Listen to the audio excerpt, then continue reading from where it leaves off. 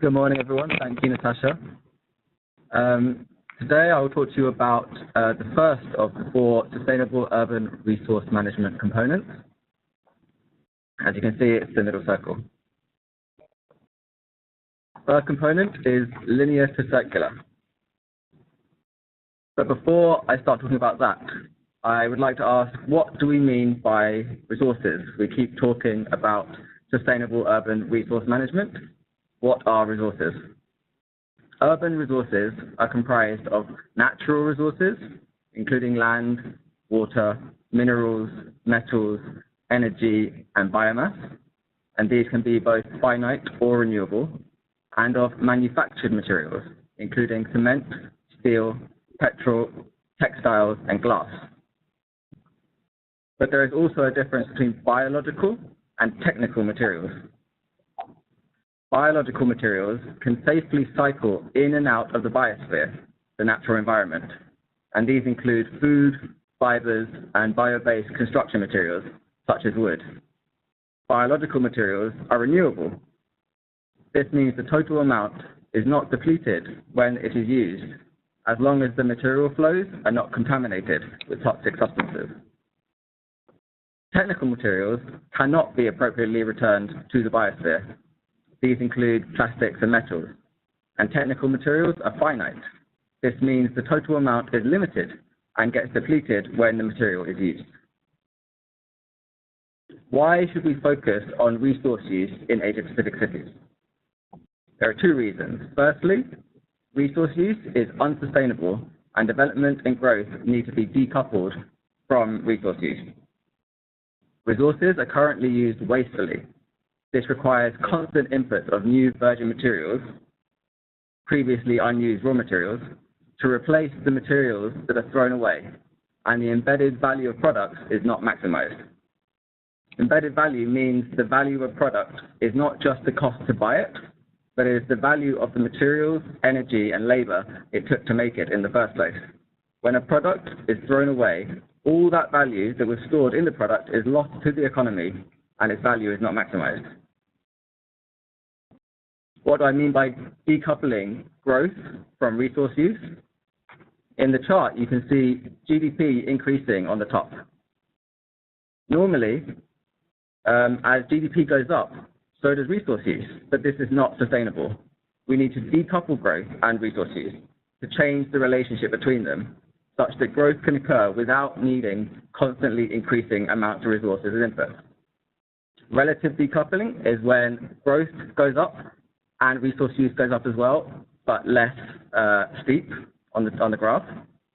Absolute decoupling is where growth goes up but resource use goes down, but we really need to significantly decouple resource use and growth to meet planetary boundaries, because the way we use resources currently is so unsustainable. The second reason to focus on resource use in Asia-Pacific cities is that the challenges in the cities are often caused or exacerbated by the unequal access to resources or the negative externalities of the existing consumption and production systems. For example, there are vast inequalities in access to and the distribution of resources and services, and pollution disproportionately affects the poor. How are resources currently used in Asia-Pacific? This is an especially important focus in the Asia-Pacific region, where resource use has exploded and is projected to grow even further in the future as the region continues to develop.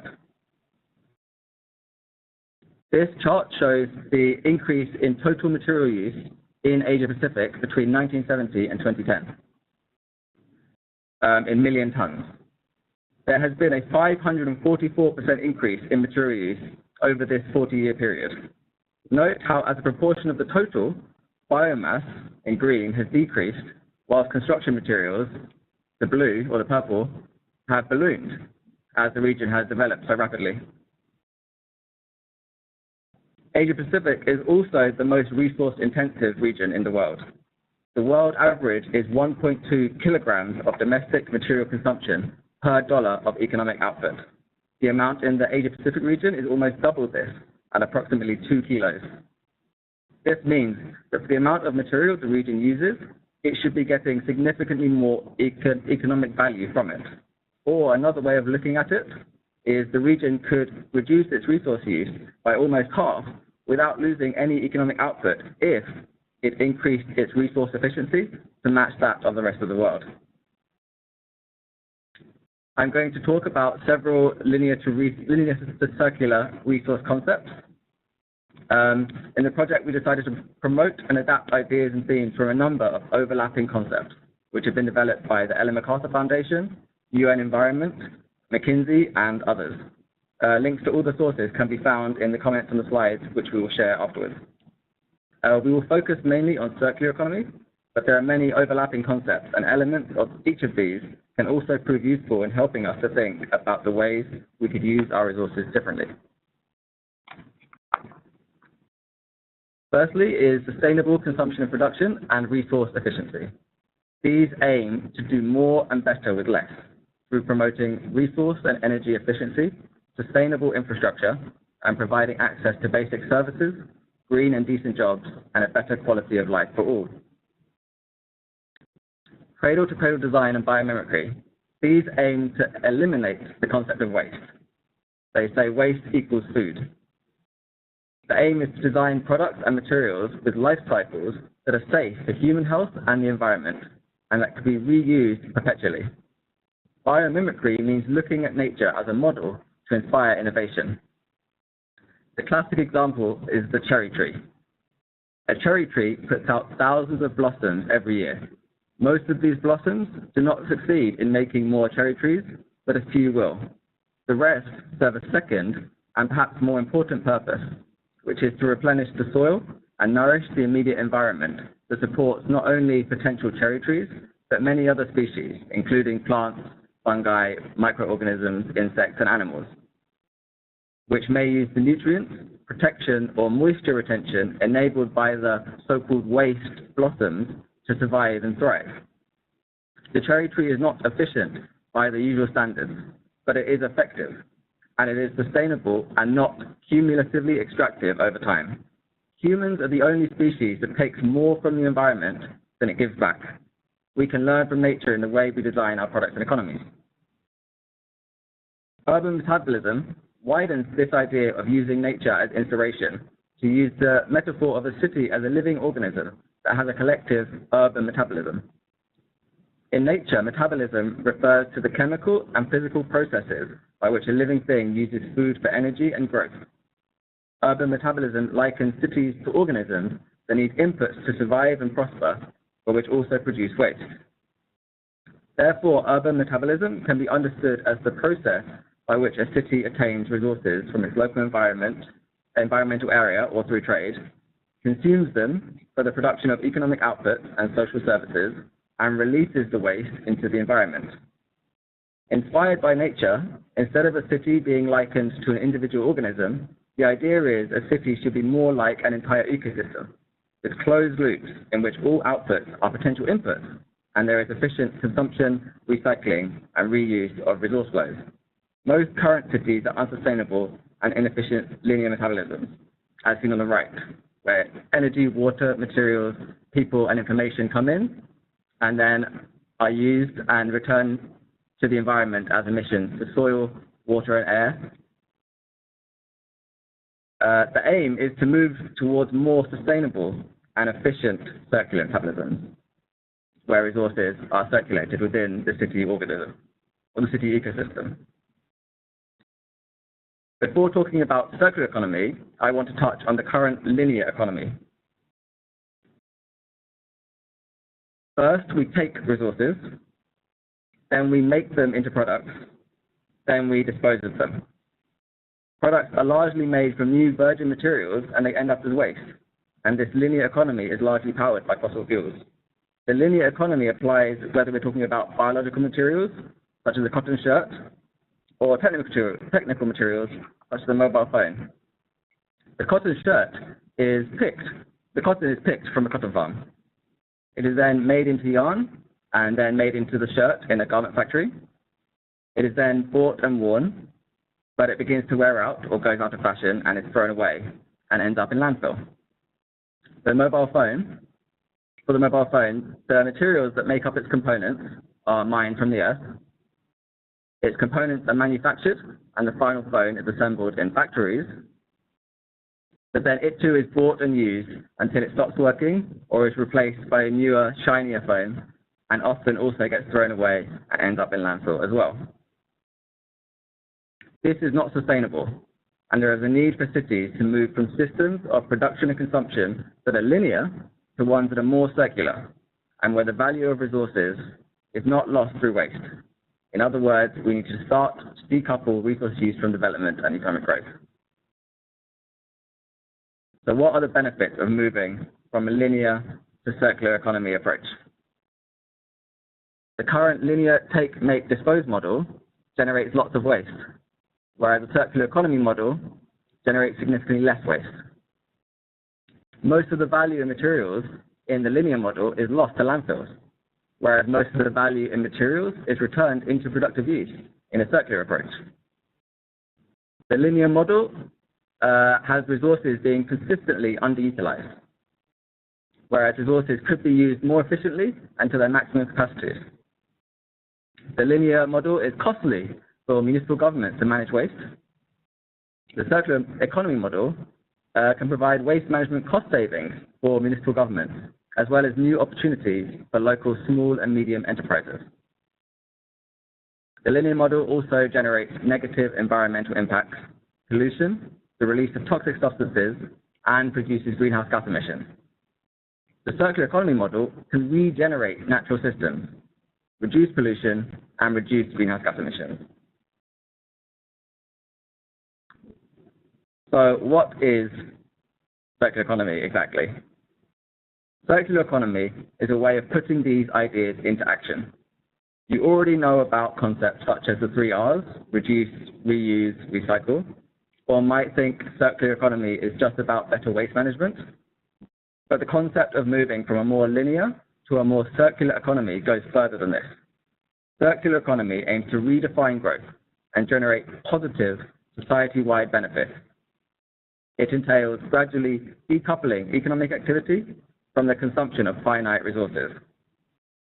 Underpinned by a transition to renewable energy sources, a circular economy aims to go beyond better waste management through 3 principles. Firstly, designing out waste and pollution. Products and systems need to be designed from the start to avoid producing waste. The biological and technical components of a product should be intentionally designed to fit within a biological or technical materials cycle and designed for easy disassembly and refurbishment. The biological nutrients should be non-toxic and able to be simply composted. Technical nutrients, polymers, alloys, and other man-made materials should be designed to be used again with minimal energy and the highest quality retention, whereas recycling, as commonly understood, results in a reduction in quality and feeds back into the process essentially as a new material. The second principle is to keep products and materials in use and at their highest value. The aim is to develop business models and means to not just keep materials in use as long as possible, but also to maximize the value and minimize the cost of continuing to use the materials at each stage.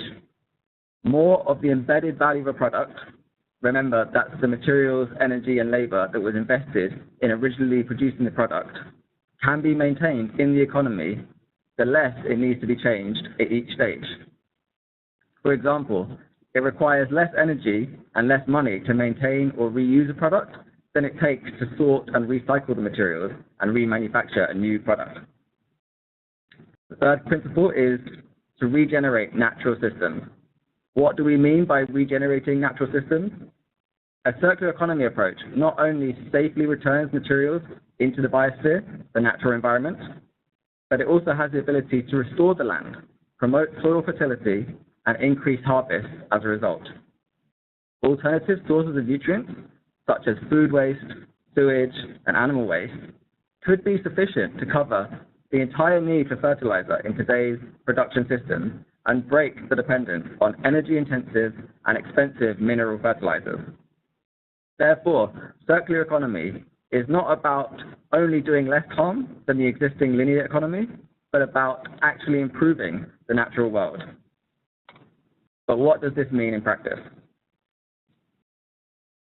This is a widely circulated graphic representation of what a comprehensive circular economy approach looks like, produced by the Ellen MacArthur Foundation. I know it looks complicated, so let me walk you through it step by step. Circular economy distinguishes between the two cycles of materials I mentioned at the start, biological and technical materials. Biological cycles contain those materials that can safely cycle in and out of the biosphere, including food, fibers, and bio-based construction materials, such as wood. Technical cycles contain flows of materials that cannot be appropriately returned to the biosphere, such as plastic and metals. I'll take them one at a time. For biological materials, let's use the same example as before, a cotton shirt. But I'll need to go into a little bit more detail into the value chain to explain how a circular economy approach can retain the value of the materials embedded in the shirt. First, the cotton is harvested from the farm. Here, farming, collection. Collection means fishing and hunting, other ways of collecting biological materials. The shirt is then formed into thread. Here it is referred to as the parts manufacturer. They are the company that makes the intermediate product needed to produce a final product. The shirt is then made in a garment factory by the product manufacturer. It is sent to a clothing store, which provides the service, and then purchased by a consumer. In a linear economy, once the shirt begins to wear out, it is thrown away, collected, and sent to landfill. However, a circular economy aims to diversify reuse of the material across the value chain. Firstly, this can occur through cascades. Cascades are a series of different uses for the same material. Cascades are putting materials and components into different uses across different value streams and extracting, over time, the stored energy value. It should be noted, though, that the material declines in quality through this process. But as it is a biological material, it can then be safely returned to the biosphere when it can no longer be used for other productive purposes. So in the case of the cotton shirt, it would first be repaired and reused as second-hand clothing, which has the lowest costs and offers the biggest potential savings. Then it can cross to the furniture industry as fiber fill-in in upholstery, like the stuffing in sofas and chairs, as shown in the graphic in the photo. The fiber fill can later be reused in stone wool insulation for construction in housing.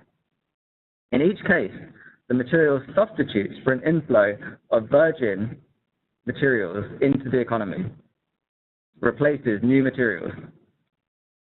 Finally, the cotton fibers can be safely returned to the biosphere.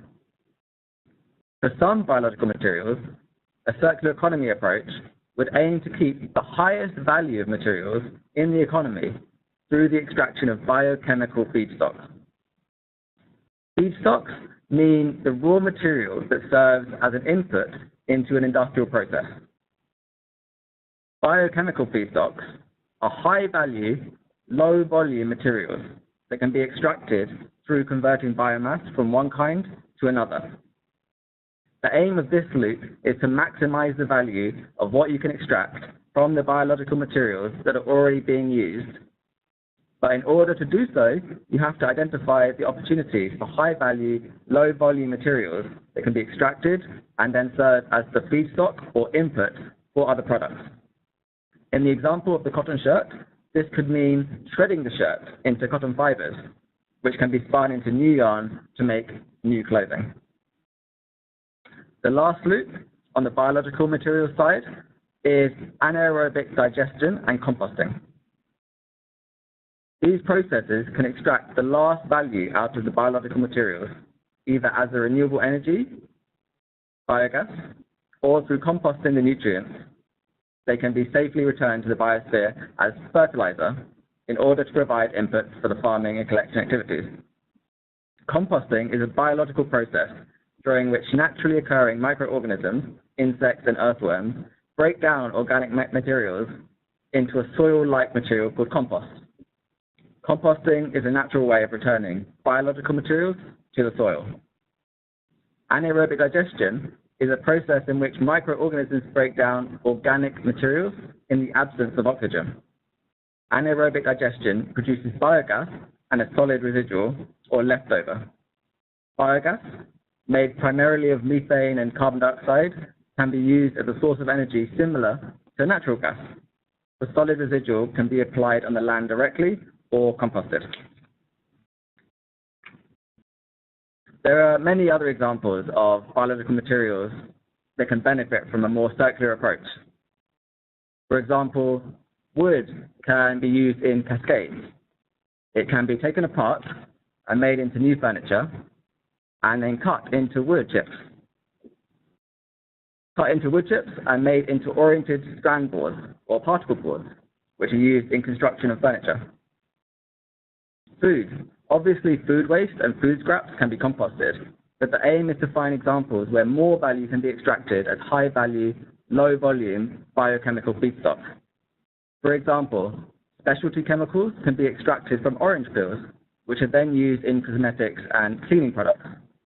Whilst it would be challenging to separate orange peels from regular household waste, a factory that produces orange juice could extract greater value rather than just sending everything direct to compost or landfill. Now we'll go through the other side of the circular economy diagram, technical materials. Remember, these are the industrial materials like metals and plastics, and they're usually finite in nature. I will again use the same example I mentioned before in the linear economy, a mobile phone. The first stage is mining and materials manufacturing. For example, you mine for metals and then process them to ensure they are pure, or you drill for oil and then process that into plastic. These materials are then manufactured into parts, such as the electronics, the case, or the battery of a phone. These parts are then assembled in a factory by the product manufacturer into the final product. The service provider then sells the product or service. In this case, it's a phone shop where the happy person can buy their new phone. Notice that on the technical materials side, the circular economy approach uses the term user rather than consumer, and I'll explain why in a minute. Eventually, the phone breaks or becomes too slow or outdated, and the owner throws it away, where it gets collected and ends up in landfill. But in a circular economy, the aim is to keep these technical products and materials in use and at their highest value. The first way of doing this is maintenance. This means keeping the product in good condition so it can continue to be used by the same user. This can include making repairs. For example, the user could replace the old battery so the phone's charge lasts just as long as when it was bought new. The next option is reuse or redistribute. This means using a product again for the same purpose in its original form or with little enhancement or change, but by a new user. For example, the phone could be resold as a second-hand phone in its current condition. The next loop is refurbish, remanufacture. These are slightly different things. Refurbish means returning a product to good working condition by replacing or repairing major components that are faulty or close to failure, and making cosmetic changes to update the appearance of a product, such as cleaning, changing fabric, painting, or refinishing, before it is sold to a new user. For example, the phone could be thoroughly assessed and several components fixed, such as a cracked screen or a damaged case, with new components before it is sold as refurbished. Such products are cheaper for the new user to buy than new products, and normally come with a new warranty. But because the manufacturer can keep much of the embedded value in the product from when it was originally manufactured, it can still be a profitable exercise for them. Remanufacture is a process of disassembly and recovery at the component level. Functioning reusable parts are taken out of a used product and rebuilt into a new one. This process includes quality assurance and potential enhancements or changes to the components. In the example of a phone, the manufacturer would rescue some key components that are more durable and use them in the production of a new phone. The last loop is recycling. This is a process of recovering materials which can be used for the original purpose again or for other purposes. This is where the original material is recovered. In the case of a phone, this might mean extracting the valuable metals or recycling the glass from the screens. These materials could be manufactured into new parts for new phones or parts for entirely different products. For a real-life example, gold and silver recovered from mobile phones is going to be used to produce the 2020 Tokyo Olympic medals. However, challenges currently exist that make it difficult to use mobile phones in ways that are more circular. Most current phones are not designed to be easily disassembled and repaired, so it is not always profitable to do so. And most phones are not collected in an organized way. They're just thrown away. Potential solutions could include incentives for phones to be collected. Contract schemes could require consumers to trade in their old phone when upgrading to a new phone. Or future phones could be designed to be easier to disassemble and recycle. For example, manufacturers could reduce the use of glues and increase the modularity of components. Or they could use higher quality materials to increase the robustness of plastic casings. There's an example of this working. Businesses that support their employees with smartphones also typically have well-established mechanisms in place for end-of-life collection because they have an incentive to retain the value. For technical nutrients, the circular economy largely replaces the concept of a consumer with that of a user. This calls for a new contract between businesses and their customers based on product performance. Unlike in today's buy and consume economy, durable products can be leased, rented, or shared wherever possible. If they are sold, there are incentives or agreements in place to ensure the return and the reuse of the product or its components and materials at the end of its period of primary use. This involves reorienting business models away from service providers selling products to a consumer who then owns the product. Instead, where possible, companies could offer a product as a service, whereby they offer the use of a physical product as an ongoing service. Instead of paying for a product upfront, the consumer essentially rents it, but the service provider is then in charge of maintaining it and of managing its end of life. This realigns the incentives for users and service providers. Take the example of domestic laundry machines. Because of the high upfront cost, consumers currently determine their purchase based primarily on price and have little incentive to prioritize a machine's energy and water efficiency or the durability of its components. And when a component in the cheaper washing machine fails, the consumer simply buys a new one. Instead, offering laundry machines with a 5-year leasing agreement would remove the high upfront cost barrier for customers and distribute costs over a defined period of time. Service providers would be incentivized to use more durable components and to make their machines easy to take apart and refurbish, as they would be responsible for servicing and fixing the machines. Another more circular business model is called the sharing economy, or a product service system, where a product that is currently owned exclusively by one person becomes a service used by an entire group. An example of this would be a laundromat that can also be applied to shared bike and car schemes. Such circular business models have the potential to remedy market failures of the linear economic model, such as surplus capacity and wasted production. For instance, consider the home power drill, of which millions have been sold globally. The average drill is only used between 6 and 20 minutes in its entire lifetime. This huge surplus capacity is a market failure of the linear economic model. People don't actually want to own a drill. They want to have some holes in their wall. And buying a drill is currently the most convenient way to achieve this. However, all the energy and materials it took to manufacture, ship, and store the drill vastly outweigh the utility gained from it by its owner. Under a circular economy, a more sustainable way to get holes in your walls would be to borrow or rent a drill. So that is the circular economy approach for both biological and technical materials. The purpose of the loop is to overcome the constant need for new virgin materials and to preserve the value of the embedded materials, energy, and labor in products for as long as possible. As you may have noticed, the smaller the loop, the more the value is retained in the economy. The less a product has to be changed in reuse, refurbishment, and remanufacturing, and the faster it returns back to use, the higher the potential savings on the shares of material, labor, energy, and capital embedded in the product, and the greater the reduction in the materials' associated negative externalities. These are the consequences on people and the wider society, such as greenhouse gas emissions, water use, and pollution.